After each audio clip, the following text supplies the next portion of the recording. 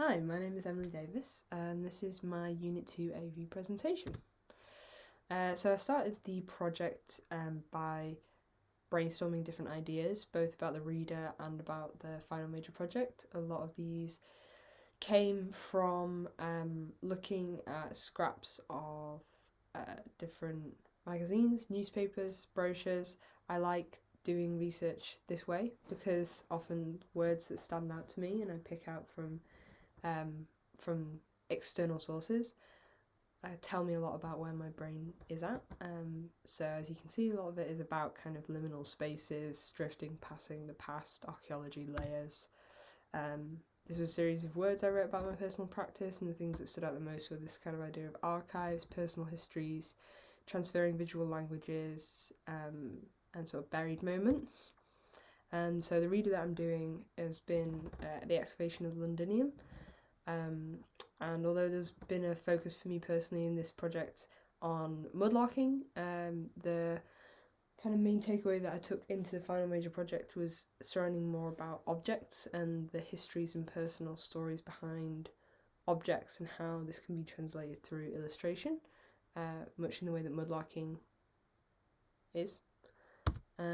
So kind of the first point of research that I did was thinking about sort of what isn't remembered and what is lost. So lost and found objects, and often these objects have sort of no monetary value, and that plays into why we remember them and why we don't. And there's a sort of um, political lens through which this can be seen, how objects can be valued and the process in which they become devalued. I think an analysis of that in a personal but also a wider sense can be really important just to understand sort of objective value. So this was just a really early kind of idea that I had of placing objects in the same space, drawing connections between old and new, valued and discarded. So the teal drawings are sort of older, valued objects, and the ones in pink are ones that would be considered this kind of throwaway trash object, all of which I found in different places, discarded and lost, and I've sort of labelled them with that idea, placing them together to kind of see the sort of contradiction that they have when placed together in a composition. This was in one of the workshops. I was started to look a little bit at format of display. So looking at like Kinder eggs and how they encapsulate these essentially useless, valueless objects. Thinking about if I enlarged that and used it to encase other objects, would they then become devalued because of this form of display? I then started to think more about, okay, well, am I going to focus on a site, a community, or a collection? Collection seemed the sort of obvious choice for me, because I've focused on site before and community. Collection is a new kind of focus for me, and also in terms of objects, often they come in collections, so it was more then about trying to understand what I wanted to focus on, what kind of collection I wanted to focus on. One of my main kind of personal interests is in postcards, and I've collected postcards for a long time, a lot of which are used from different places, so this was kind of a starting point for me. Again, this was another brainstorming collage that I did, kind of visually putting out my thoughts and ideas, and a scene came to mind from a film called Amelie, where she cuts up lots of old postcards and sort of rearranges them into this story.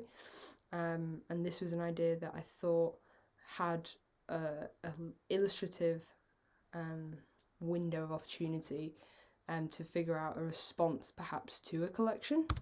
So I have an Oxfam in my local Oxfam that I visited, and they have these used postcards, and so I collected 10 postcards that had been written on from this Oxfam specifically. So again, site played a part in the role of collection, in that what made these postcards a collection was the fact that they were all from this one specific Oxfam.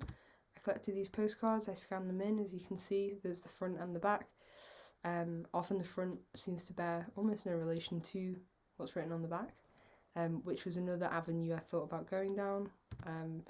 but again, it's obviously quite a complex format. So I kind of made this piece exploring what makes a postcard, and therefore what connects all these objects and makes them a collection. So looking at the format of the stamps and of the way that the addresses are written, the kind of dear so-and-so and from so-and-so, looking at the way the postcards are formatted from the front to the back, and all the differences within that. So this was a large piece exploring the visual connections of this collection. Then as a kind of response to the collection, I started gathering a lot of the words from the back of these 10 postcards, and I was picking out words that had a sort of visual potential to them, and arranging it in a very random way. And then what occurred was a narrative that sort of made its way out of the jumble of words and created a life of its own. And I arranged this story that seemed to take form from all of these different people and lives that have written these postcards that have then been lost and abandoned, to create this sort of collage of memories, and it's taken on a new life. And as a response to my collection, I wanted to illustrate that story, and sort of connect all of these unconnected collection of postcards. So these were a few of my first sort of ideas about visualizing little sentences and moments within the story, but there was a kind of lack of consistency between medium and composition, so I kind of went back to the drawing board. This is my kind of planning of actually how did I want to visualize it, what narrative arc did I want to create through my mediums. Again, this was some more working out, thinking about kind of different visual forms that I wanted to utilize, some of which were shadows. I wanted that to be a really specific part of the narrative, but then also smoke being a big part of it, and that ended up creating a timeline for my drawings, and the whole narrative takes place in the space of the person having a cigarette. So again, when we had this workshop, which was mapping of my future self, I was thinking at this point a lot about format and pacing and different ways in which I could present this story. Do I want to illustrate it? Do I want to make it into a film? Do I want to map it out in a different specific way? And in the end, what I went for was an illustrative approach. So I'm just going to flick through these final images, which tell the narrative that has been pieced together from all of the postcards that I found in the collection from the Crouch End Oxfam. And the narrative that came about from it is really melancholic. It's nostalgic. It's based a lot on personal memories, but draws a lot of connections into a wider context. And particularly what it is it has a feeling of many voices coming together to create a borrowed nostalgia. And what I plan to do with these images is make them into postcards themselves, and then at our work in progress show, I'd like to sell them or give them away with the instructions that you have to write on the back and send them out. Because what this project really taught me, and what I felt was worth sharing, was how lost of an art postcards are, both the fronts and the backs. They've become almost useless objects themselves, but through this project I found a use for them, and I created a narrative from it that is universal but also really specific and nostalgic. So yeah, that's where I'm at right now with the project. Like I say, there's room for it to grow and develop, and